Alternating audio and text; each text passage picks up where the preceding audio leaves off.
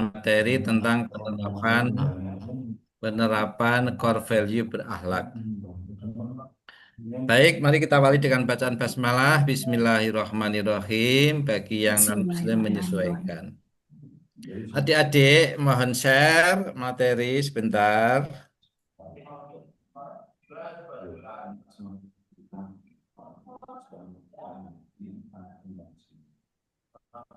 Ya, adik-adik, bahwa hari ini kita memasuki terakhir untuk agenda 2 dalam tahap tatap muka. Jadi hari ini saya ingatkan punya tugas yaitu membuat learning journal tertulis di kertas A4 maksimal 3 lembar, Arial 11 spasi 1,5, kemudian margin kanan kiri atas bawah 4 cm 4 cm 3 kertasnya A4, nanti diupload di PLC. Kalau untuk nanti tugas yang didiskusikan untuk pendalaman materi tidak perlu diupload, hanya untuk pendalaman materi. Nanti biar di-share oleh Mbak Aul kalau belum. Adik-adik, bahwa pada hari ini agendanya adalah pertama, kita akan memperdalam yaitu penerapan materi berakhlak. Dengan pengalaman pembelajaran panjenengan nanti akan ada tanya jawab terkait dengan kasus-kasus yang akan kita analisis. Kemudian adik-adik nanti kita akan mencari berita dan kita analisis. Kemudian akan kita simpulkan terkait dengan penerapan nilai-nilai berakhlak, yaitu ada 7 nilai. Baik, sebelumnya mari kita akan memperdalam dulu bagaimana penerapan core value di beberapa instansi pemerintah. Adik-adik, lihatlah infografis ini, berilah komentar tentang penerapan core value. Mana yang belum di, mana yang belum diterapkan. Ini mungkin di mute dulu yang ada suaranya Mas Khairul. Iya, iya. Nggih, Pak, nggih. Saya udah. Nanti kan jadwalnya akan. Baik.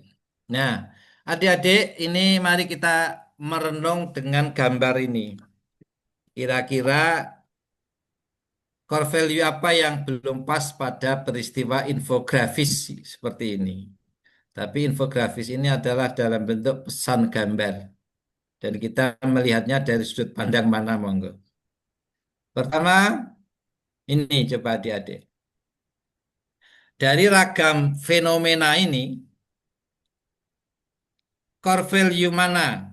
Nilai-nilai dasar berakhlak mana yang mungkin belum pas? Silakan adik-adik berkomentar, sebutkan kelompok dan nama, silakan. Boleh Pak, Izin Bapak. Monggo Mbak Hanifah, monggo. Komela Hanifah dari kelompok 3A. Jadi berdasarkan infografis tersebut, core values yang saya rasa belum muncul adalah berorientasi pelayanan. Karena di situ terlihat bahwa jamnya sudah menunjukkan pukul 10, tetapi pelayanannya masih belum dibuka sehingga menyebabkan antrian dari orang-orang yang akan melakukan pemeriksaan. Saya asumsikan di situ dokter ya Pak, karena kelihatannya ada yang hamil, kemudian ada yang pusing dan lain sebagainya. Seperti itu. Baik, terima kasih. Ada yang menambahi, monggo. Saya Pak, izin Bapak. Sebutkan nama. Nama Nurul Isnaini dari kelompok 4B. Silakan. Ya. Berdasarkan gambar yang saya amati, Bapak, nilai berakhlak yang belum diterapkan dalam gambar tersebut, yaitu yang pertama kompeten. Kenapa? Karena dalam keadaan mengantri dan jam sudah menunjukkan pukul 10, tapi para pegawai di puskesmas tersebut belum membuka pelayanan, sehingga para pasien, ada ibu hamil, serta balita, dan juga pasien lain masih mengantri. Terus yang kedua adalah adaptif, Pak. Mungkin para petugas puskesmas bisa bekerja sama dengan lembaga lain untuk menyediakan eh, pendaftaran secara online sehingga pendaftaran tersebut tidak perlu mengantri lama dan bisa dilakukan secara online. Terima kasih, Bapak.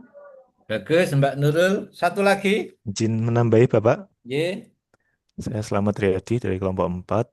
Dari gambar ini jelas sekali bahwa nilai akuntabilitasnya tidak ada, karena akuntabilitas adalah terkait dengan tanggung jawab dan transparansi.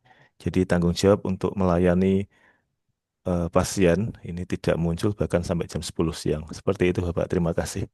Baik, satu lagi. Ada? Izin menjawab Bapak. Monggo Mas Saiful Hidayatullah. Menurut saya ini kurang akuntabel karena belum melaksanakan tanggung jawab yang telah disepakati oleh pihak puskesmas. Begitu Bapak. Terima kasih. Baik, coba ini ragam fenomena yang kedua. Monggo, silakan mau siapa mau komentar. Silakan, beri Saya komentar. Bapak Muhammad Yusuf Setiawan dari 3B. 3B, monggo Mas Yusuf. Oke, dari visual ini kita lihat bahwa si Bapak yang pakai peci ini kan merasa tidak terlayani ya. Jadi memang banyak sekali nilai-nilai yang dilanggar, terutama adalah berorientasi pelayanan ya. Jadi bagaimana kita lihat bahwa para pegawai ini malah sibuk dengan dunianya sendiri, ada yang baca koran, ada yang lihat HP gitu kan. Ini ada yang rame-rame mungkin nonton YouTube dan sebagainya, sehingga si bapak ini itu merasa sama sekali tidak dianggap keberadaannya, begitu Pak. Bagus. Ya, monggo yang lain. Saya Pak, Ya, Mbak Nasihatil. dari kelompok 4A. Terima kasih. Dari gambar tersebut bisa diambil satu core value yang belum ada, yaitu akuntabel, juga kompeten. Nah, dari gambar tersebut terlihat ada beberapa para pegawai yang dia tidak memiliki tanggung jawab yang seharusnya dia lakukan. Sebagai seorang HSN yang melayani, dia tidak melayani dengan baik. Kemudian kompetennya, dia juga tidak menampilkan bahwa dia sebagai tokoh yang mampu dalam jabatan yang dia jabat, seperti itu, Pak. Terima kasih. Baik. Yang lain monggo. Saya Pak. Ya, Mas Abdullah. Muhammad Abdullah Ahyar dari kelompok 3B. Dari gambar ini saya melihat ada satu nilai yang hilang yaitu adalah loyal. Di mana para pegawai yang bersantai-santai ini secara tidak langsung menggambarkan nilai loyalitas yang rendah terhadap kinerjanya, terhadap instansinya, sehingga mudah sekali mengabaikan orang yang sedang menunggu di dekatnya. Itu Pak, terima kasih. Bagus. Satu lagi, Saya Pak Sofyan Haji dari kelompok 4B. Mas Sufyan, monggo. Ya. Jadi bisa dilihat dari gambar tersebut bahwa lingkungan kerja tersebut sangat tidak kondusif, di mana yang namanya kita sebagai ASN kita harus memiliki core value harmonis. Salah satunya itu harus membangun lingkungan kerja yang kondusif. Di situ terlihat bahwa mereka kerja seenaknya, tidak melayani masyarakat dengan maksimal sehingga terasa terabaikan gitu. Seperti itu Pak. Bagus, terima kasih. Assalamualaikum Bu Ade. Fenomena yang ketiga. Ini peserta yang belum upload minta linknya. Mau diisi ke Silakan. link katanya. Linknya ada di mana ya Bu? Udah nggak bisa ya? Ini ada gambar sebuah Oke. ragam fenomena yang ketiga. Monggo. Oh ya sudah, berarti Saya Pak saya Ya. minta Fatunisa ya, Hidayati minta Pak isi Japri ya. dari Nggih, kelompok pun. Nggih, 4B. matur nuwun, Bu. Jadi Nggih. di Fatun. dalam Nggih. di dalam infografis tersebut ini belum memunculkan core values yang berorientasi pelayanan, yang yaitu memberikan layanan cepat, ramah dan solutif. Jadi antriannya banyak tapi kerjaannya itu tidak cepat Pak, gitu. dan juga Bagus. ya Mm-mm. sudah, ampun Terima Pak. kasih Mbak Nisa. Yang lain, Oke, saya Pak coba ingin menganalisa dari gambar. Yusrina. Yusrina. Lihat ini ada dua indikator yang tidak terlihat. Yang pertama orientasi layanan, yang kedua yaitu kompeten, di mana pihak kasir ini kurang eh, bekerja dengan baik, dia memberi pelayanan yang lambat sehingga para eh, peserta ini jadi antrinya lebih lama dan pada marah-marah ini Pak. Oke, seperti itu. Bagus. Satu lagi ada. Oke, Saya saya Bang. Pak. Saya Wasilatul Hasanah. Monggo Mbak Wasilatul. Oke, saya Wasilatul Hasanah dari kelompok 4. Sedikit menambahi nggih tentang pendapat saya terkait gambar ini. Menurut saya yang belum muncul salah satunya yaitu adaptif. Karena di zaman yang sudah modern seperti ini, harusnya pelayanan bisa berbasis online sehingga para warga yang akan membayar pajak ini tidak perlu antri berlama-lama di depan kasir. Oke, Bagus. sekian dari kami. Tadi ada yang mau nambah? Putra kalau nggak salah siapa? Saya Pak. Silakan Mas Hendy Rizky. Iya, dari kelompok 3 mungkin hampir sama dengan Mbak Wasilatul tadi, Pak. Kalau menurut saya ini perlu adaptifnya belum belum ada nih, Pak. Jadi dengan era yang sekarang BUMN aja sudah menggunakan alat yang modern untuk antri, tapi itu kok masih seperti itu nih, Pak. Kemudian yang kedua mungkin dari harmonis. Jadi seharusnya ada lebih dari satu kasir yang bisa untuk mempercepat itu, Pak. Mungkin itu, Pak. Terima kasih. Baik, terima kasih. Fenomena terakhir. Monggo. Ragam fenomena terakhir. Nilai-nilai core value mana yang bisa didasari untuk melihat sebagai dasar untuk melihat fenomena ini. Saya Pak Nasihatul. Monggo, Mbak Nasihatul. Dari gambar ini mungkin terlihat satu core value akuntabel tadi ya Pak. Pelayanannya itu yang Bapak yang terlihat pakai baju kuning sudah selesai mengurus dan yang satunya lagi itu belum selesai mengurus. Nah, itu kan aslinya artinya pelayanannya tidak akuntabel, tidak apa ya, transparan, tidak tanggung jawab gitu loh Pak. Tidak dapat dipertanggungjawabkan karena yang melayaninya yang satu bisa dipercepat, kenapa yang satu kok berbelit-belit sampai 3 bulan seperti itu. Terima kasih. Bagus. Ada lagi yang nambah?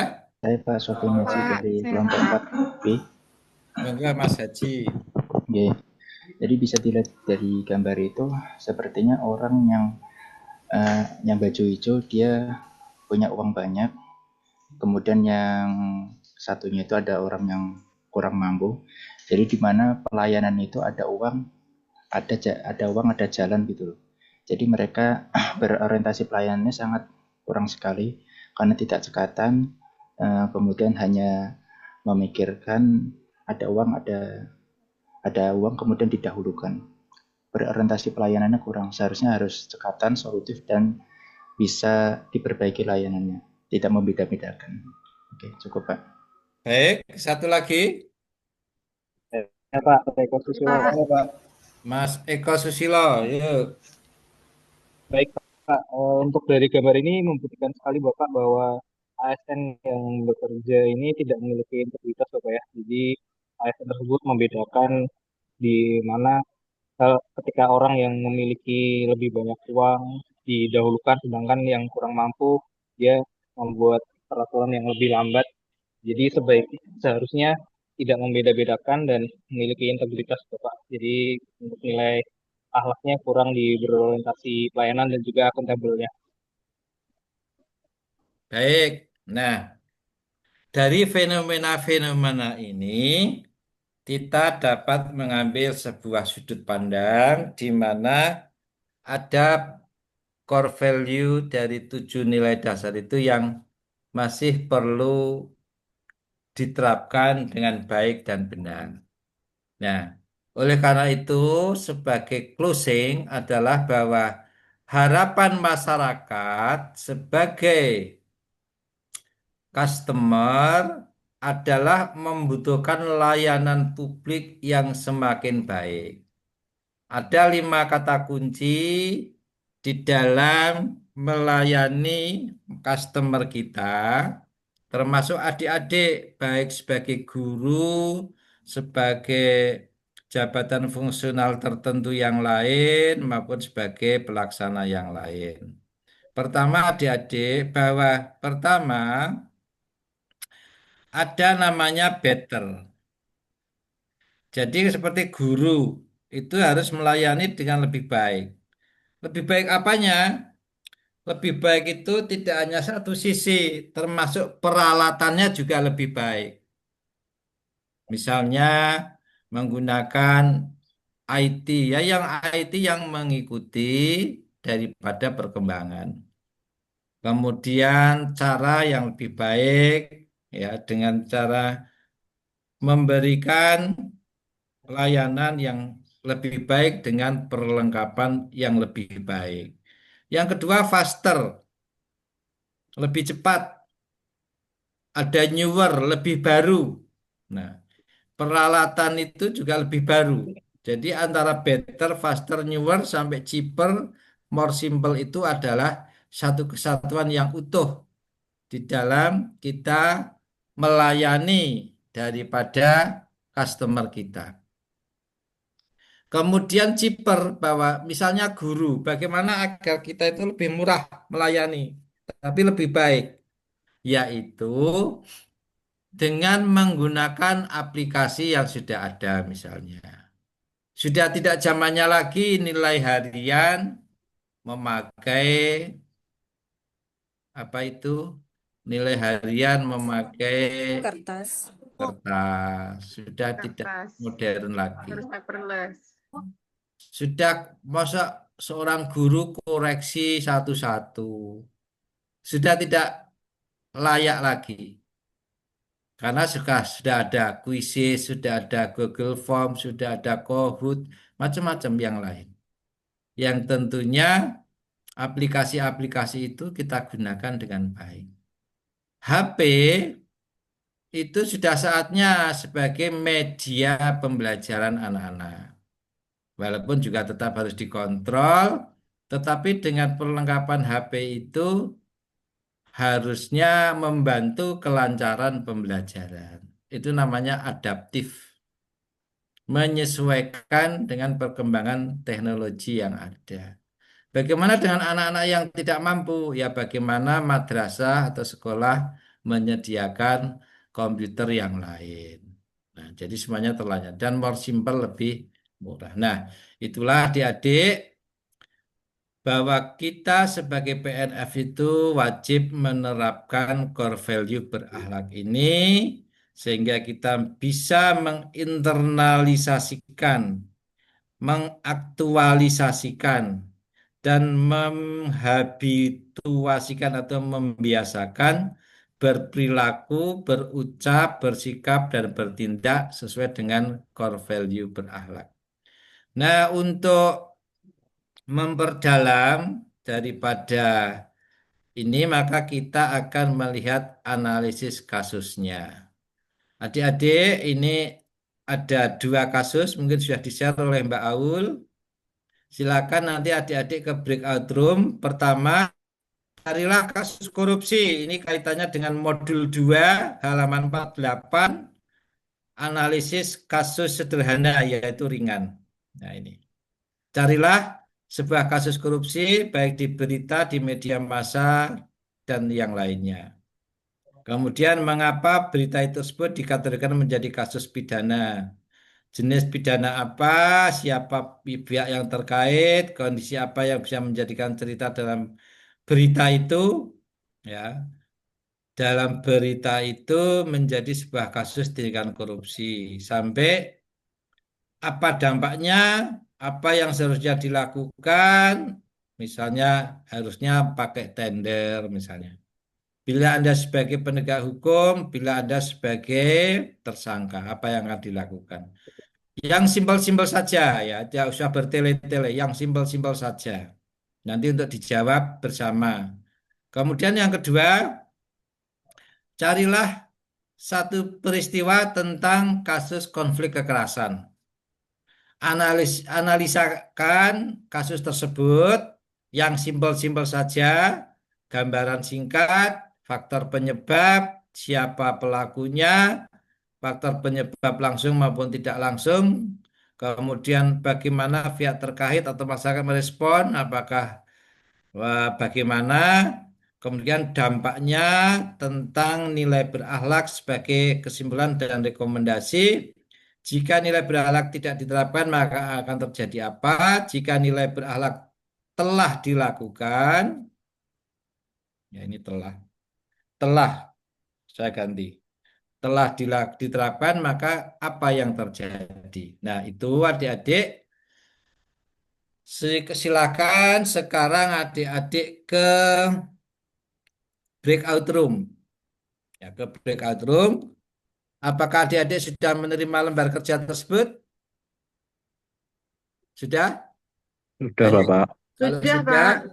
Sudah. baik. Kalau sudah, saya beri waktu sampai jam 10.15 untuk berdiskusi. Bagi tugas, mungkin kalau satu kelompok itu 5 orang, 3 orang menganalisis kasus korupsi, 2 orang menganalisis kasus kekerasan, sehingga cepat. Selamat beraktivitas masuk di breakout room. Kita akan diskusikan hasilnya pada mulai jam 10.17. Silakan. Nanti jam 10.17 kembali ke room utama. Selamat beraktivitas.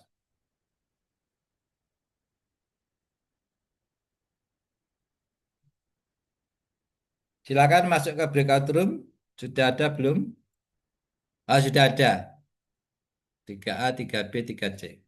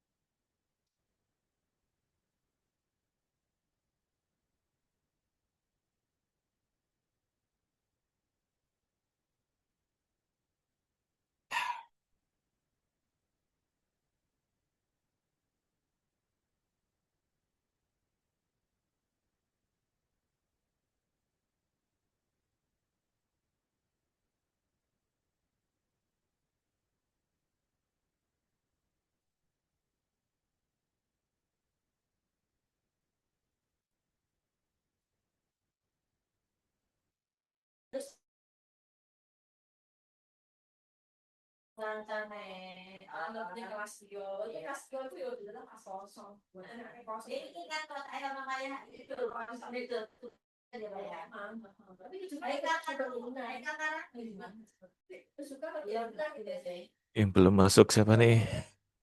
Mas, ibu-ibu belum masuk ya, Bu Wasila sama Bu Yusrina. Bu Yusrina. Oke teman-teman, ini langsung saja, nggak usah prolog ya. Yang sudah masuk dulu, nanti yang baru masuk biar menyesuaikan. Ini ada Oke, 4 Pak. orang. Kita bagi 2 tim, tapi diskusinya masih dalam satu Zoom ya. Jadi nanti ketika udah dapat yang ditentukan, jenengan buka Word yang di-share di grup WhatsApp itu, kita ngisi di situ supaya nanti ketika diskusi bisa jawab sesuai isian. Yang mau yang korupsi siapa ini? Tema korupsi, monggo. Saya nganut aja.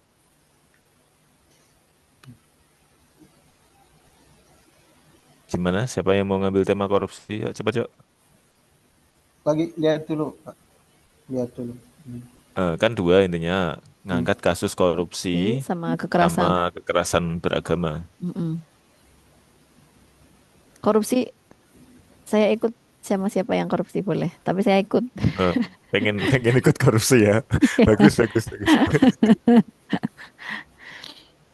Ayo, saya ngalah dulu coba. Yang lain, Ya, boleh, boleh. Ya, oke. korupsi. Satu lagi, siapa yang mau korupsi? Kalau nggak ada, saya ada lagi nggak? Mas Robi. Mas Robi, pengen korupsi. Oke, oke, Mas. Oke, lanjut. Ya, berarti yang Mbak Wasila, Mbak Yusrina baru gabung. Langsung nanti di kelompok saya kita bahas Analisis kekerasan. yang analisis kekerasan beragama ya. Oke. Yang sudah dapat videonya boleh di-share di sini. Hah, video apa sih? Ya, ini saya pengen ngangkat ini, yang korupsi ini yang mau diangkat kasus apa? Dari YouTube mungkin kan sebagai sumber pertama. Oh, kalau selain dari YouTube boleh? Boleh kalau sudah ada file videonya. Oh, harus video ya? Ya, Harus video. harus. Wow. Kalau di ini kan ada Video soalnya jenis video tindak pidana berita ya, Pak. korupsi apa yang relevan dengan video itu. Nah, ada pertanyaan gitu Oh, soalnya di Masya Allah. Aku nggak kertasnya. baca, Ki. Hmm, Ayo, Pak. Nyari, Pak. Aku berarti Oke. kekerasan. Korupsi ini po. Jangan Tom Lembong ya, susah tuh. Apa ya? Coba cari. Ayo Mbak Yusrina sama Mbak Wasila pengen ngangkat Yang apa nih? ringan. Yang 271 triliun tak berapa Eh, itu loh. betul. Ngeri. Nah, Yang yang hukumannya timah, cuma timah, berapa? timah ya. Iya, yang 271 ya? Hmm. Ah, kopi Pak Bu, kopi dulu. Masya Allah. Monggo.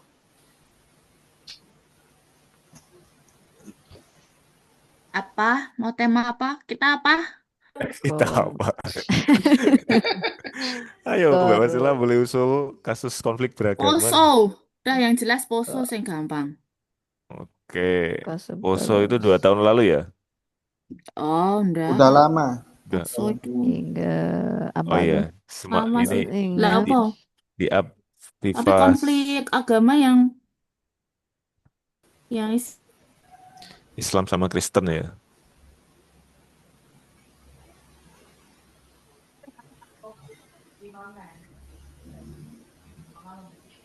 Oke, kita coba angkat Poso ya, yang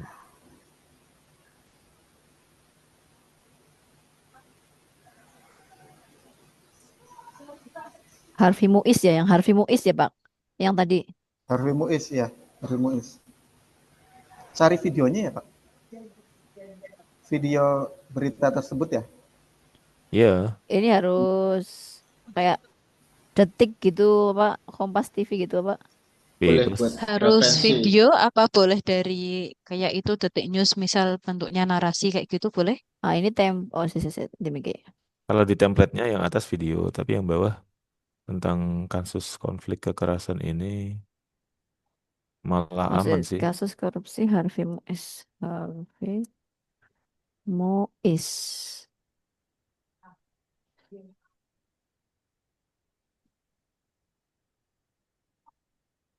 yang korupsi apa? Korupsi. Boleh saya mendikte nih yang konflik Kompas TV. beragama yang paling sudah tahu detail yang Poso siapa ya? Mbak Isrina atau Mbak Wasila? Belum tahu sebentar. Tadi yang usul siapa? Saya taunya lewat Wikipedia.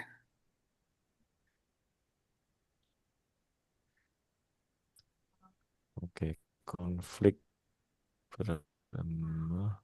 Oh, ini yang putusannya jadi 20 tahun penjara ya? Wah, kurang banget. Terus nanti khusus Sulawesi Tengah.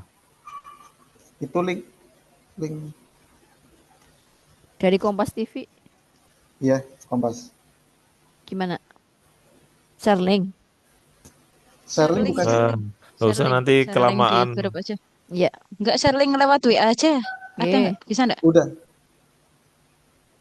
Atau Kalau yang enggak, korupsi udah tak share. wih korupsi di share enak tuh.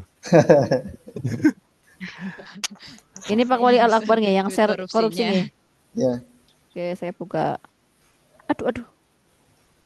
Yang bolong. Ya, mungkin itulah yang dirasakan Harvey Muiz, terdakwa kasus tindak pidana korupsi dalam pengelolaan tata niaga komoditas timah di wilayah izin usaha pertambangan di PT Timah Tebek tahun 2015 sampai 2020. Ini ngerjainnya itu tetap satu-satu lagi. Kalau bareng-bareng tumburan ini zoomnya.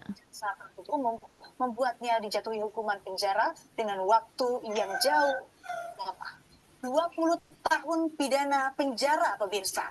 3 kali lipat lebih dari putusan sebelumnya yang dibacakan Majelis Hakim Pengadilan Tindak Pidana Korupsi Jakarta Pusat, yakni 6 tahun 6 bulan pidana. Wih. Lintang sudah selesai. Sudah selesai. Harapan untuk bisa menghirup udara bebas dengan Sambil lebih nonton cepat. video sambil ngisi ya. Isiannya yang di Hakim template itu. 6 tahun 6 bulan penjara Ini dan diisi denda langsung di webnya sini. kurungan. Iya di template-nya. Nanti kalau udah keisi di-share di grup aja. Biar kalau presentasi 10 miliar rupiah yang satu jika suara. dibayarkan diganti dengan pidana penjara 2 tahun. Jauh lebih ringan dibandingkan tuntutan jaksa, yakni pidana penjara 12 tahun dengan uang pengganti dan denda yang sama.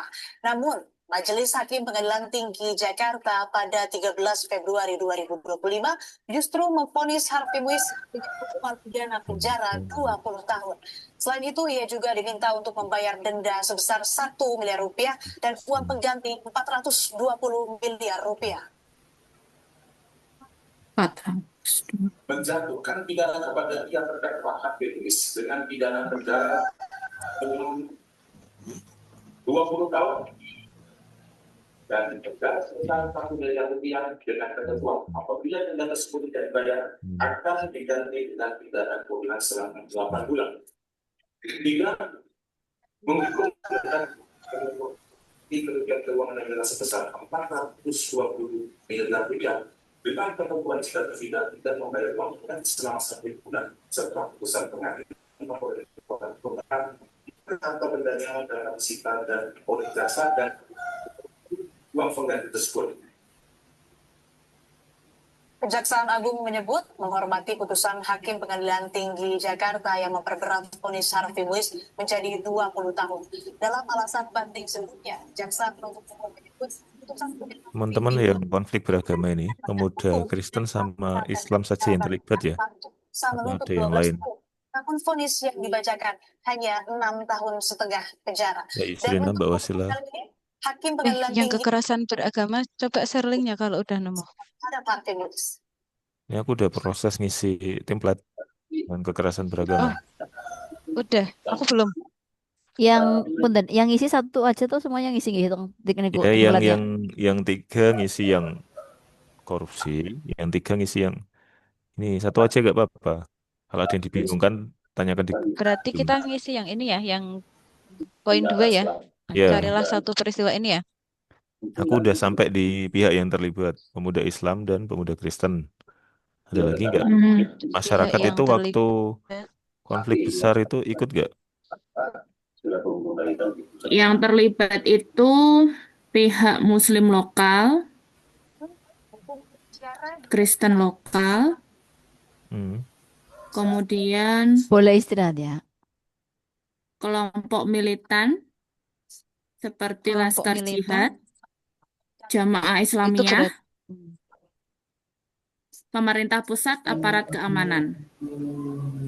Itu masuk dalam upaya perdamaian atau ikut terlibat? Itu kayaknya yang terlibat, saya browsing kok yang terlibat itu ya. Masa Sama pemerintah tokoh agama ikut? dan masyarakat lokal. Ya itu kan terlibat dalam upaya perdamaian.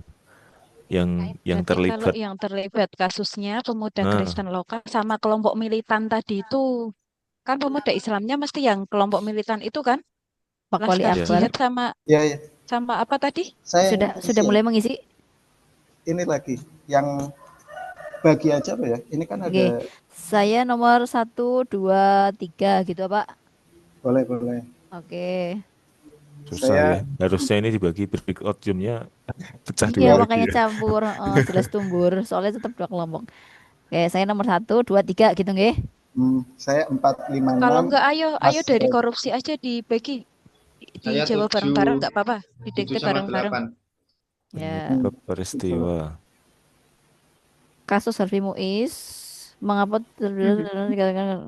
satu. Mengapa dikategorikan menjadi kasus tindak pidana korupsi? Ya karena terdapat penyalahgunaan wewenang, Merugikan negara gitu ya. peraturan ilegal pertambangan kan ya, Karena dalam kawasan menyelewengkan izin usaha PT Timah.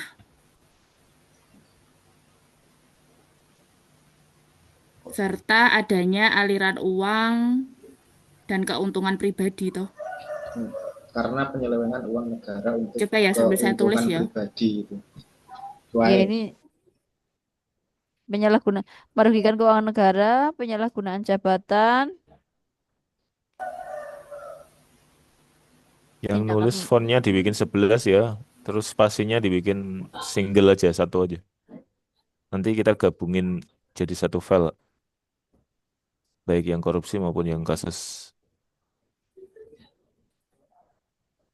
Berarti ini teman-teman, halo yang bagian kekerasan agama.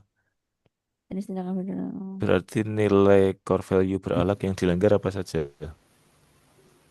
Yang Nilai core value. dilanggar Harmonis. Jelas ya. harmonis, toleransi. Oh, enggak deh ya. Waduh. Harmonis ya. Harmonis, toleransi itu masuk di harmonis kan? Harmonis. Mm-mm. Loyal ya. Terus apa? Kompeten? Enggak. Enggak. Kayaknya lebih ke harmonis ini. Akuntabel enggak. Kolaboratif ya. Tidak Mm-mm. kolaboratif dia. Kolaboratif enggak deh kayak ya. Kan nggak bisa nggak bisa kerja sama kan antar agama A dengan B. Oh iya masuk. Berarti harmonis sama kolaboratif. Dan Loyalnya jadi enggak? loyal itu kan dalam rangka dia kesetiaan dengan Pancasilanya nggak loyal dia. Oh iya, enggak bisa menjaga persatuan gitu ya. Adaptif Adaptifnya ada enggak ya? Enggak kayak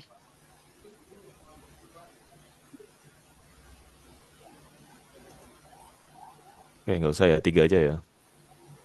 Harmonis. Jenengan jawabnya di mana Pak? Di nomornya itu di yang bawahnya Nomor apa 5. yang dianalisis? Enggak, bukan maksudnya nulis jawabannya di mana? Yang analisis saya delete, saya ganti jawaban. Yang analisisnya diganti. Ini kan menguraikan bagaimana itu dihapus terus diisi itu ya? Ya. Atau harmonis ini gimana kalimatnya? Saya ketik, teman-teman yang dikte monggo. Harmonis karena tidak bisa karena tidak memunculkan atau tidak menjaga toleransi, tidak menghargai keberagaman. Pak Wali Al-Akbar?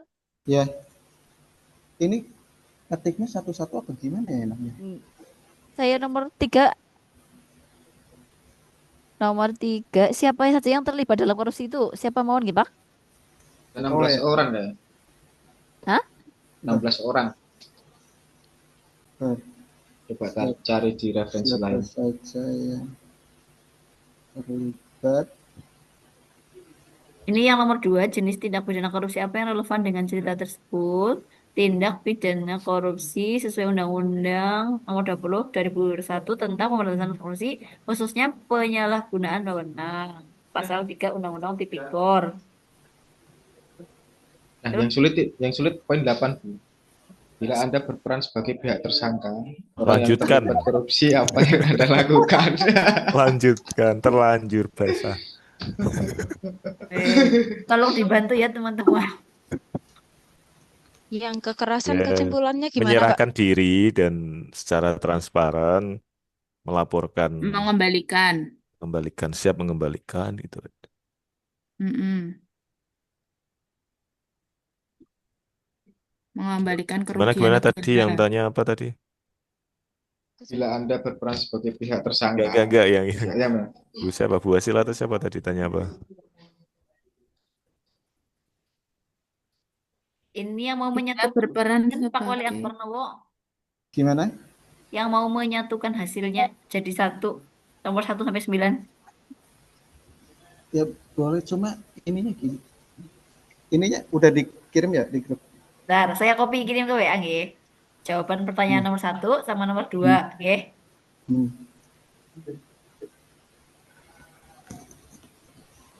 Jika nilai berlaku diterapkan maka jika nilai berlaku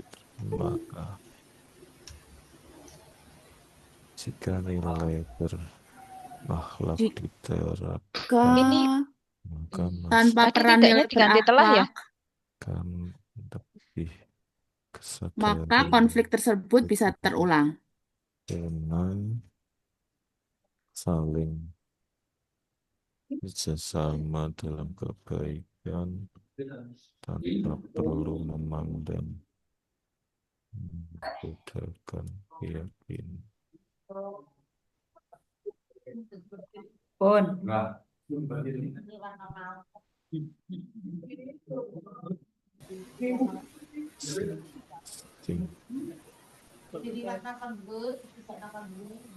Jika nilai berakhlak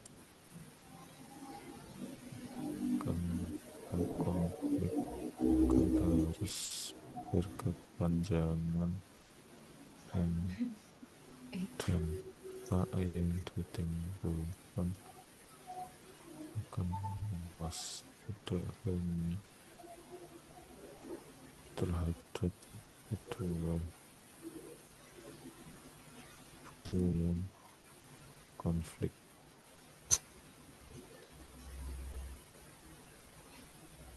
Rekomendasi buat Salam perdamaian. Enggak, Pak.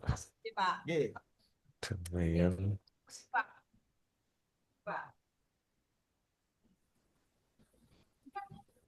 dan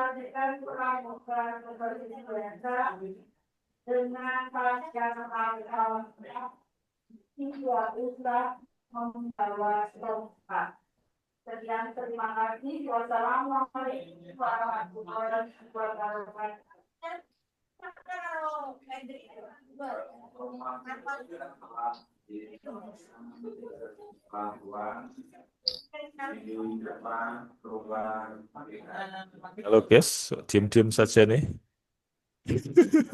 Ngetik dulu ya, Pak. Oke, siap. Aku juga baru ngetik nih.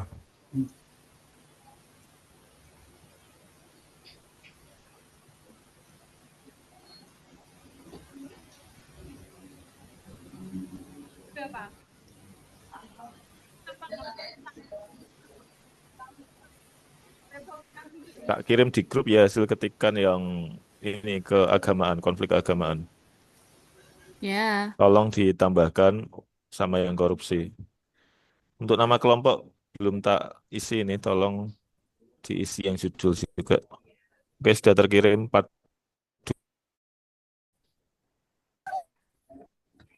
Yuk, waktu Gimana? Banyak banget lagi. dibuat simpel aja.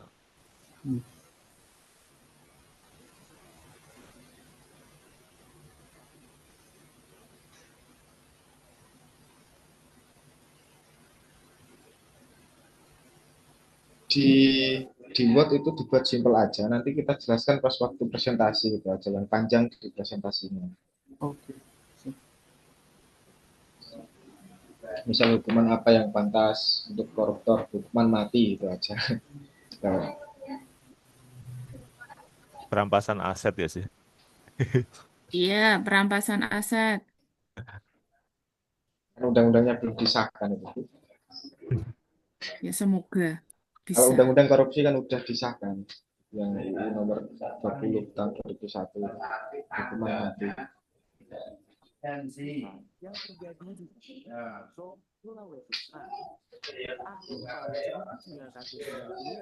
Poso menjadi fokus program transmigrasi pemerintah dengan tujuan membawa warga dari daerah padat penduduk seperti Jawa serta Pulau yang para pendatang ini kemudian membuat adanya persepsi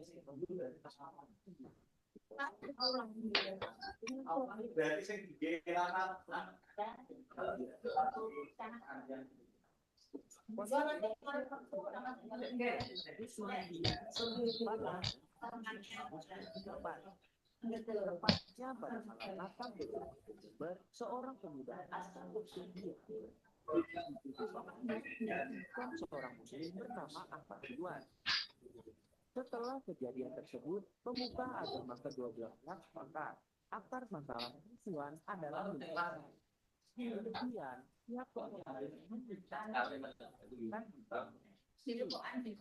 namun beberapa hari setelahnya, pemuda muslim menemukan sebuah toko merah yang dijaga pemuda Kristen. Ini yang lagi ngedit siapa?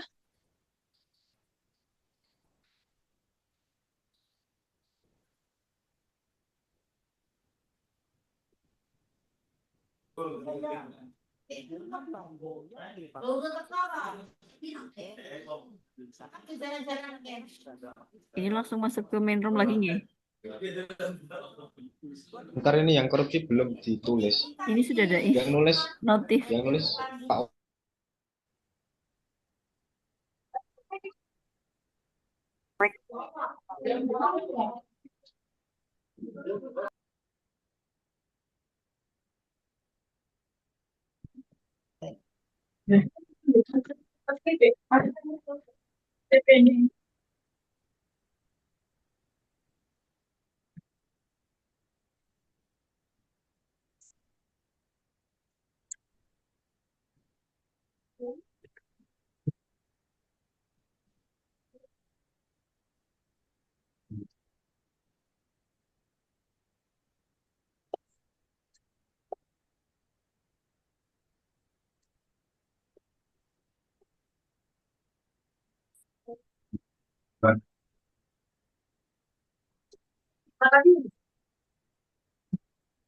Baik, adik-adik, terima kasih atas diskusinya. Bagaimana kita memperdalam materi core value ini dengan menganalisis sebuah kasus, pertama kasus korupsi dan sebuah kasus yang lainnya terkait dengan kehidupan kerukunan umat beragama. Untuk berikutnya adalah nanti masing-masing peserta akan menyajikan kurang lebih 10 menit ya. Apa yang bisa dilaporkan tidak harus sempurna, tidak harus lengkap ya, sejadinya saja. Ini materi ini untuk pendalaman materi, bukan untuk diupload, tidak diupload ya, untuk pendalaman agar kita bisa bersikap terkait dengan core value berakhlak ini. Baik, dari kelompok 3A, 3B, 4A, 4B, siapa yang mau tampil dulu, monggo.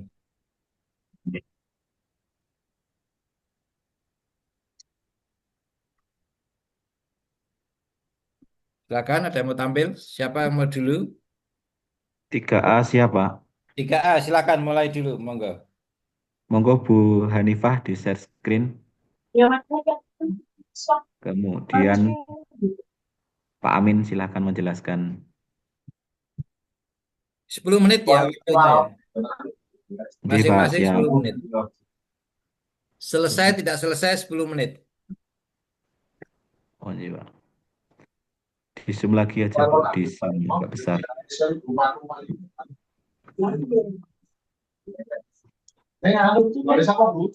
Iku berarti lima manual kan.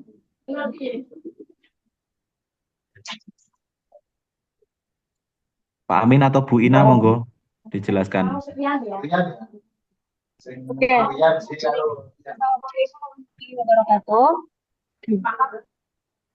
Mohon maaf, suara saya terdengar ataukah tidak? Sudah jelas, monggo Bu Ina. Halo?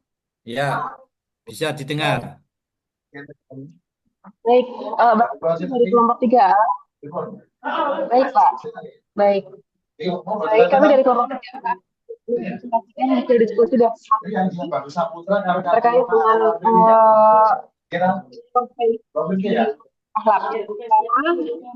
Diri dari Pak Hanifah Fafiani SPD, kemudian Bapak Henry Pradana SPD, kemudian saya sendiri SPD, kemudian Bapak Martelius Ongkowijoyo SPIL, dan Bapak Muhammad Al-Amin SH. Nah, yang pertama, boleh ke atas kan Bu Hanifah? Nah, yang pertama, sebentar. Kasusnya yang pertama yaitu pengadaan laptop Chromebook di Kemendikbudristek, skandal Chromebook Gate dengan kerugian negara hingga 9,9 triliun. Nah, di sini poin yang dianalisis pertama, mengapa berita tersebut dikategorikan menjadi kasus tindak pidana korupsi? Nah, kami menjawab bahwa dalam pengadaan Chromebook senilai 9,9 triliun yang dilakukan melalui perubahan kebijakan teknis tanpa kajian kelayakan, Pak. Sehingga padahal jaringan internet belum memadai untuk penggunaan Chromebook di seluruh Indonesia, karena kita tahu sendiri bahwa di Indonesia yang merupakan negara kepulauan, tak semuanya itu terjamah dengan internet kayak gitu, sehingga tidak semuanya itu bisa mengakses.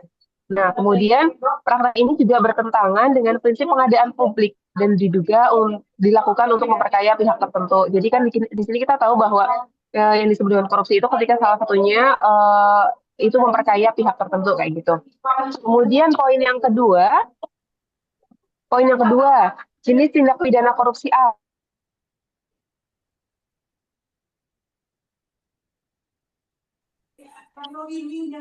Ya, jenis tindak pidana korupsi apa yang relevan dengan cerita di video itu?